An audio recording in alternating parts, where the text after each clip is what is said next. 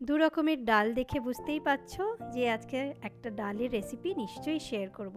নমস্কার বন্ধুরা, কড়াই কাহিনীর আরেকটি ব্লগে তোমাদের প্রত্যেককে স্বাগত।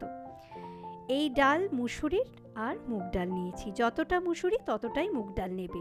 আর একটু সবজি লাগবে, গাজর, বিনস, মটরশুঁটি, রসুন লাগবে, একটু ধনেপাতা, কাঁচা লঙ্কা আর টমেটো। ব্যাস, এবার ডাল সেদ্ধ করতে বসিয়ে দিয়েছি। ডালের ওপরে যতটা ফেনা আর কি উতলে পড়ে সেটা আমরা সবাই ওটাকে ফেলে দিই, সেটা ভালো নয় শরীরের পক্ষে। আর আমার তো একটুখানি যতক্ষণ না পুরোটা আর কি পরিষ্কার করতে পারবো ততক্ষণ কিন্তু আমি সেটাকে ফেলে দিতেই থাকবো। পরিষ্কার ডাল রান্না করা হেলদি তো বটেই, আর সেটা উচিত।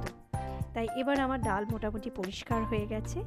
তাতে আমি ঠিক এইভাবে বিনসগুলো কেটে রেখেছি, দেখো ছোট ছোট করে বিনস কাটা দিয়ে দিলাম।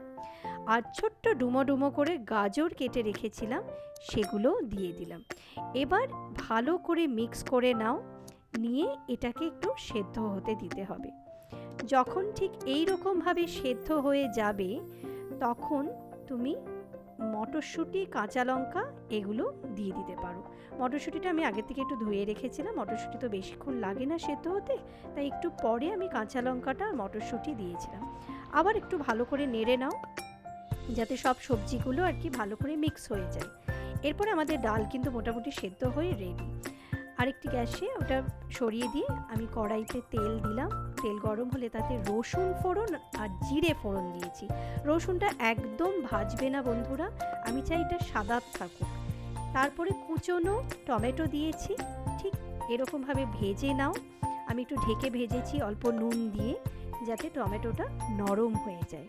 ঠিক এইভাবে যখন তোমার রসুন, জিরে, টমেটোর একটা খুব সুন্দর গন্ধ বেরোবে, তাতে একটু হলুদ দিয়ে দাও।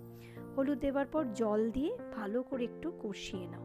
কেমন, কষিয়ে নেওয়ার পরে জলটা যখন শুকিয়ে আসবে, ঠিক যখন জলটা আর থাকবে না, টমেটোগুলো একদম সুন্দর তেল তেলে হয়ে থাকবে, তখন আস্তে করে যেই ডালটা আমরা তৈরি করে রেখেছিলাম সেটা অল্প অল্প করে দিতে হবে। আমি খানিকটা ডাল এর মধ্যে দিয়ে আগে ভালো করে মিক্স করে নেব। কেমন, এবার একটু ডালটা নিয়ে 2 হাতা বা 3 হাতার মতন আমি ডাল এখানে নিয়েছি, নিয়ে আগে ভালো করে মিক্স করতে হবে। মনে রাখবে ওই ডালের মধ্যে কিন্তু নুন, হলুদ কিছুই দেওয়া ছিল না, তাই জন্যেই ভালো করে মিক্সিংটা খুব খুব দরকার।